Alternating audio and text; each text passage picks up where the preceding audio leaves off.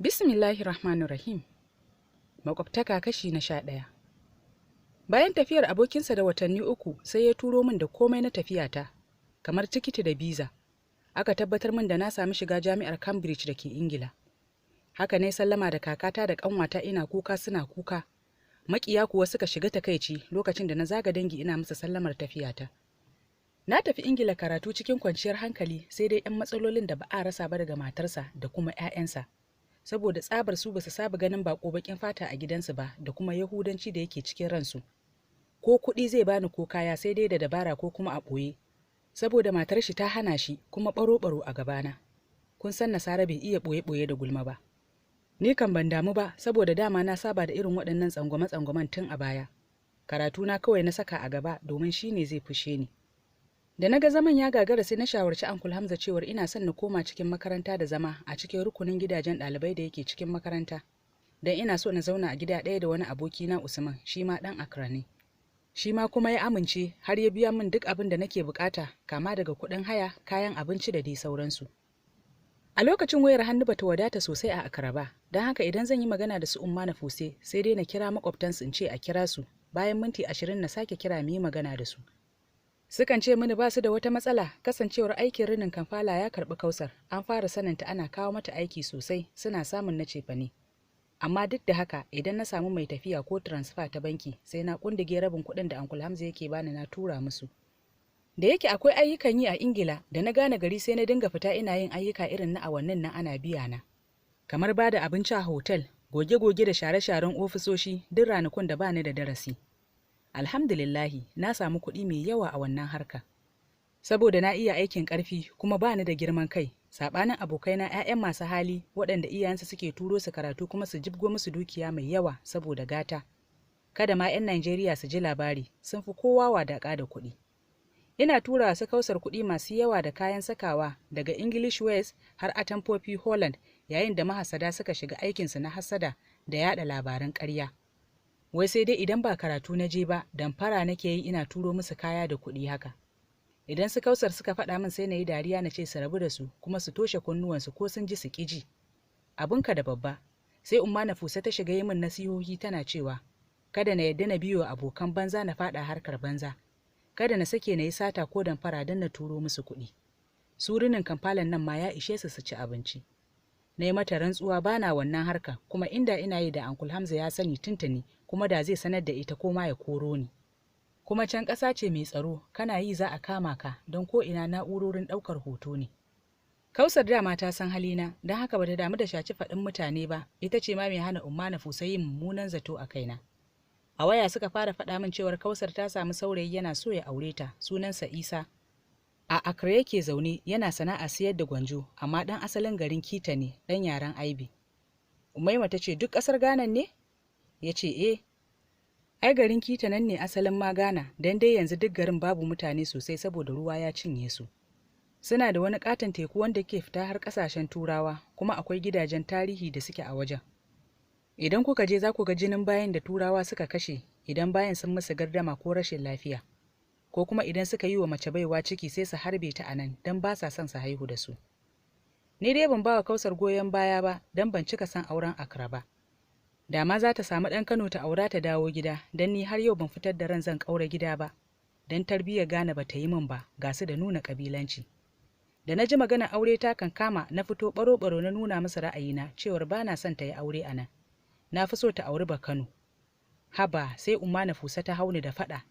Ta zage ni tas har da koke-kokenta a waya, wai dama har yanzu bana ƙaunar dangin mahaifina, na fi son dangin mahaifiyata. Wai duk wahalan nan da ta yi da mu, dama niyyar mu gudu mu barta? Kun san tsoho da rikicewa, yanzu ya lauya maka magana. Hankali na ya tashi, na shiga lallashi ina gyara lafazina.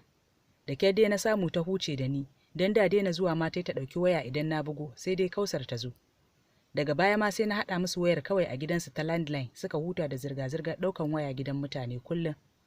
Umaima ta yi murmushi tana girgiza kai ta ce, to kai me yasa baka so ƙanwata ka ta yi aure, alhalin ta yi shekara 20 ko ma fiye da haka, kuma tun da ba karatu take yi ba ai auren ne da ya fi. Abdulsabir ya gyara zama ya yi dariya yana faɗin, haka ne, na gode da wannan tambaya da kika yi min. Ina da dalilai na masu yawa. Kin ga macen Ghana, dole ne ta fita nema don idan ma baki da sana'a ko aiki babu mai aurenki. Kuma na tabbatar yaron da yake son Kausar ya zo wajenta ne a dalilin ya ga tana da sana'a tana samun kuɗi. Kuma gani yayanta a Turai ina turo musu da dukiya. Da a ce ba ta da komai ba zai zo ba. Haka idan an yi auren raba daidai za a dinga yi, ta yi wani aikin ciyarwan shi ma ya yi wani. Kuma a lokacin ne ma za ta fi zagewa tana yin rini tun ƙarfi don kawai ta kai masa wadataccen kuɗi. Na biyu kuma, tarbiyyar yaran da za ta haifa ba za ta yi kyau ba, saboda al'adunsu kamar babu musulunci a ciki. Na uku, ba na so na tafi na barta ita kaɗai a ƙasar, don na santa tana da ƙawazuci. Tuni za ta gigice ta rame da koke-koke, don ni ba ni da ra'ayin sake zama a Accra. Idan ba na Turai to ina Najeriya, Abuja ko Kano. Faduwa ta yi murmushi ta ce, ashe baka auri 'yar Ghana ba. Shi ma ya tuntsire da dariya ya girgiza kai yana faɗin, ban auri 'yar Ghana ba. Ina can suka faɗa min an saka rana, saboda haka suna buƙatar kuɗi masu yawa don shagalin bikin da ake a can ya ɓaci. Bidi'a ce zalla kawai. Umaima ta ce, ai dama ko a Najeriya al'adar auren Hausa gidan mata sun fi shan wuya. Bayan kayan ɗaki gagara. Abdulsabur ya girgiza kai yana faɗin, can mata ba sa kai kayan gara, duk namiji ne zai yi. A inda kashe kuɗin yake a wajen shagalin biki ne. Sai a fi sati mata suna ɗaukar girki ba na wasa ba kuma mai daɗi da nama cisu-cisu. A biki dole ne ka yanka sa ko shanu, rago ko raguna bayan kaji. Sabida biki ne mata suke yin ƙungiya su dinga yin taro duk ƙarshen wata ana tara kuɗi. Don idan biki ya kama wata a cikinsu, kuɗin da aka tara za a ɗauka a siya mata abubuwa don a rage mata nauyi. Suna fara aikin biki tun ranar Juma'a da daddare. A yi ƙunshi nan ma taro ne za a yi mata tili akan kujeru a ƙofar gida. Abinci kuwa kala-kala. Iyayen amarya dole ne su siya wa 'yarsu leshi mai tsadan gaske ta saka a wannan rana. Washe gari Asabar sai a yi ashadi. Shi ma amarya sai ta canza kaya tsadaddu kamar kala 3 ko 5. Duk sai da na kundige waɗannan kuɗaɗe na aiko musu don su sha shagalin bikinsu. Na bi ta da addu'ar fatan alkhairi. Da na kammala karatun digiri ɗina sai na biya wa kaina na wuce masters.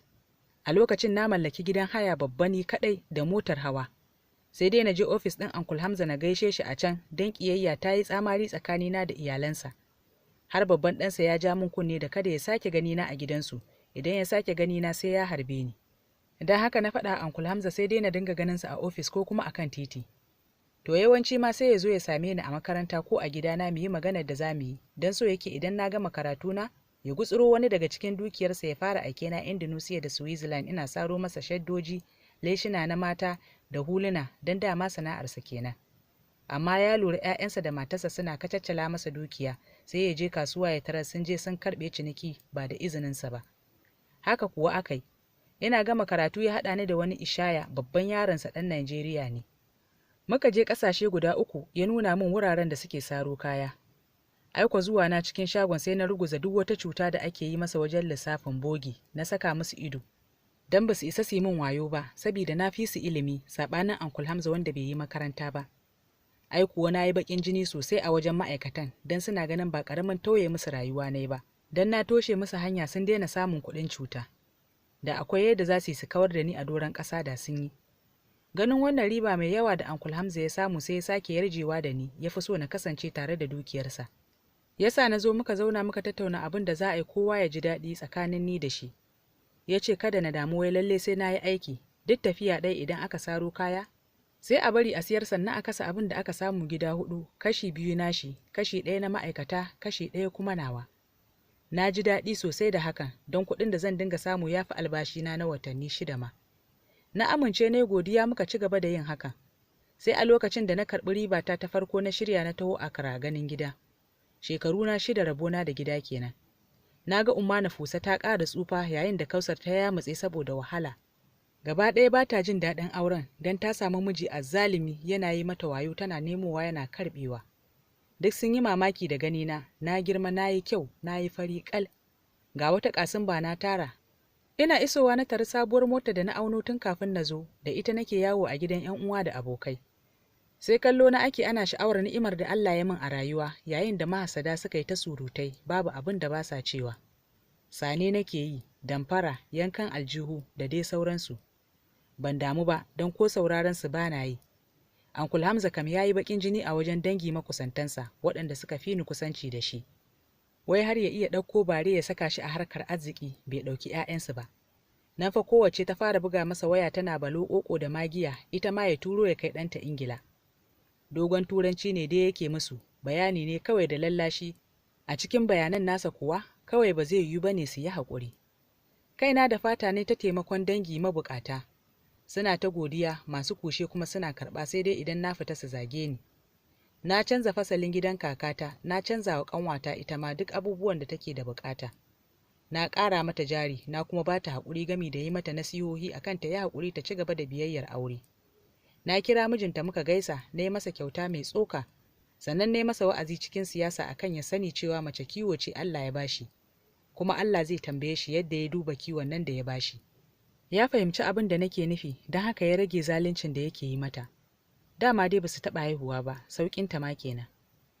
Na koma Ingila, harka ta sake buɗewa, na samu Uncle Hamza ma ya samu, ina murna yana murna. Haka muka yi da bawan Allah nan har tsawon shekara 5. A lokacin ne hasadar iyalansa ta fito ɓaro-ɓaro, ‘ya'yansa suka zo har ofishina suka cakume ni, suka fito da ni. Wai na bar musu dukiyar mahaifinsu, ya tsufa yanzu su za su ci gaba da kula da ita. Babu yadda zan yi, a gabansa na har haɗa na fice, yana hawaye ina hawaye. Ya san kawai rusa shi za su yi, tunda duk 'yan shaye-shaye ne daga su har uwarsu. Uncle Hamza ya koma gida ya zauna ya zuba sarautar Allah ido sai abin da suka kawo masa. Sai lokacin ne ya ga illar auren ahalil kitabi. Nasara asarar duniya. Oho dai, sun yi ta banza, don ni duk ribata da ake bani ina ɓoyewa a banki, kuma na riga na san hanya. Gashi na san mutanen kamfani su ma sun sani. Da jarin na je na kawo kaya na canza gari, na buɗe shagona a can. A hankali aka gane ni nima, na samu masu siya. A hankali na samu ma'aikata da teloli. Amma kafin na fara sai da na je na shawarci Uncle Hamza, ya ce ya bani izini na yi. Ya yi min fatan alkhairi. Sai a lokacin na samu nutsuwa nake zuwa Accra akai-akai.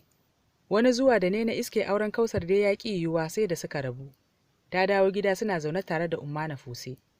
Na ma fi jin daɗin hakan, gashi ba haihuwa suke yi ba, sai rigima kullum, don har dukanta yake yi. Na ba ta shawarar ta koma makaranta ta yi yaƙi da jahilci ta kuɗi, inda ake koyar da kowane darasi da turanci tsabarsa, kuma ka samu kwali mai daraja kamar kowace sakandare. Ta yadda ta shiga ta fara daga aji 1 na sakandare don ta riga ta iya aikin firamare. Ina can dai Ingila na samu labarin daga Kausar cewa ta yi hutun makaranta, sai na yi musu biza ita da Umma Nafuse. Na tura musu kuɗi suka yi tikiti suka zo suka same ni a Ingila. Wata guda suka shafe tare da ni ina ta yawatawa da su duk wani wajen shakatawa.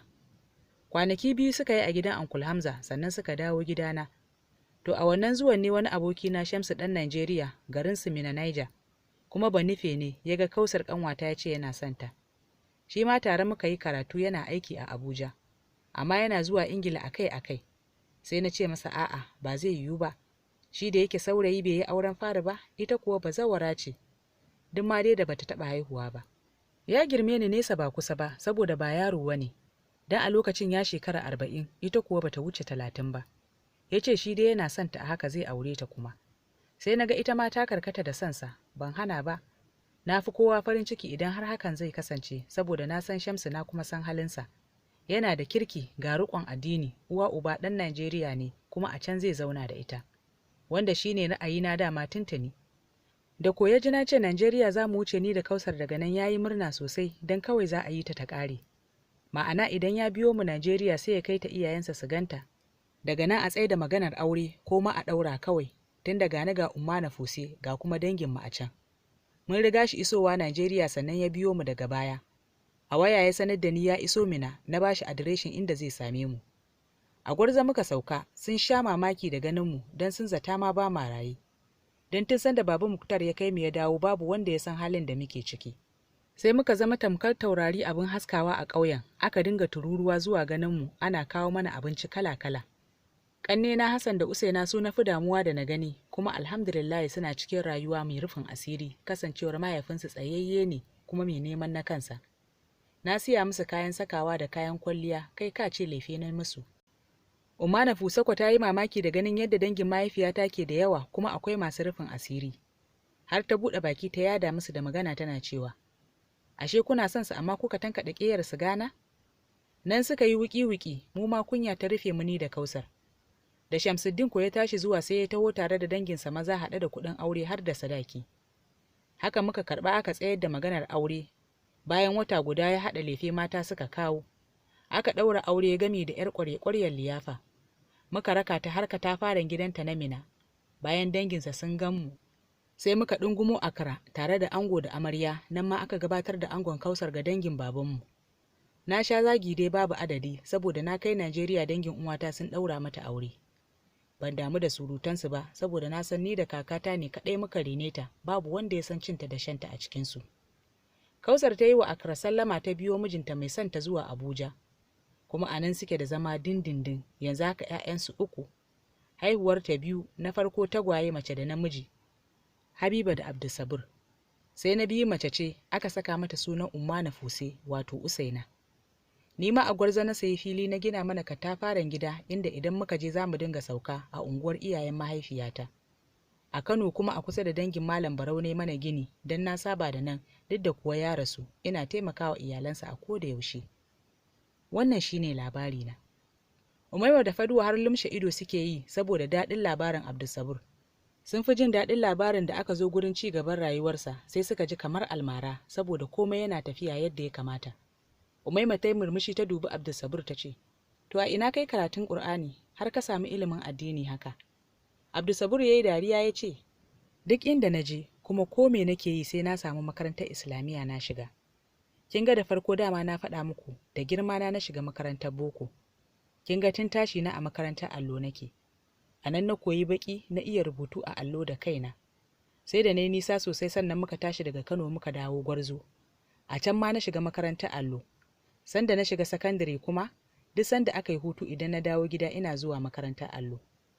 Da muka dawo Ghana, Umma Nafuse ta saka mu a Islamiyya. A nan na koyi fiqihu da hadisai. Da na dawo Ingila kuma, duk ranar Asabar da Lahadi muna zuwa gidan wani Balarabe mutumin Siriya ne. Yana koyar da mu Ƙur'ani da hadisai da ma wasu littafan. Da na fara zuwa Indonesia sarin kaya kuma, ina zuwa wajen malamai daban-daban ina neman ilimi. Kuma ina ƙaruwa sosai da baiwarsu. Na yi saukar Ƙur'ani mai tsarki ya fi sau 10. Yanzu haka na haddace shi ina sake maimaitawa. Umaima da Faduwa suka jinjina kai. Faduwa ta ce, ka ji daɗi. Ni ma dai na yi sauka tun ina yarinya kafin na gama sakandare. Daga baya boko ya hana ni na ci gaba. Amma ina da burin ci gaba da karatun addini a ƙasar nan idan na samu nutsuwa. Don na ga akwai makarantun matan aure na Islamiyya. Abdulsabur ya ce, yana da kyau a nemi ilimi gaskiya. Kefa Umaima, ba kya sha'awar shiga Islamiyya? Ta yi murmushi ta ce, ina da niyya idan Allah ya yarda. To kin yi nisa ne a karatun Ƙur'anin? Abdulsabur ya tambaye ta cike da zumuɗi. Ta yi dariya ta gyaɗa kai ta ce, alhamdulillah, ni ma dai na sauke Ƙur'ani tun ina matashiya. Bayan na girma na ci gaba da karatu har na fara hadda. Abdulsabur ya ji daɗi da jin hakan, da ya zaci Umaima jahila ce da ya ga yadda take danne haƙƙin makwabtaka. Ya yi murmushi yana faɗin, alhamdulillah, mu duka mu gode wa Allah da ya ba mu ikon ilimin saninsa. Allah ya ba mu ikon yin amfani da shi. Su duka suka ce amin. Faduwa ta gyara zama ta ce, Abdulsabur, baka fa gama ba mu labarinka ba. Ban ji kayi maganar matarka da 'ya'yanka ba. 'Yar ina ka aura? Ghana, Nigeria, Ingila ko 'yar Indonesia? Kuma gaskiya Faduwa kin zo da tambaya. Abokan hira, na tabbata kuma za ku so ku ji 'yar ina Abdulsabur ya aura. To ko 'yar ina ya aura mu haɗu da ku a kashi na gaba jin yadda za ta kasance. Kada dai ku gajiya da bani ƙwarin gwiwa ta hanyar subscribe, like, comment da kuma sharing a group ɗinku. Na gode da irin goyon bayan da kuke bani, kuma na gode da kasancewarku abokan hira. Ta har kullum abokiyar hira.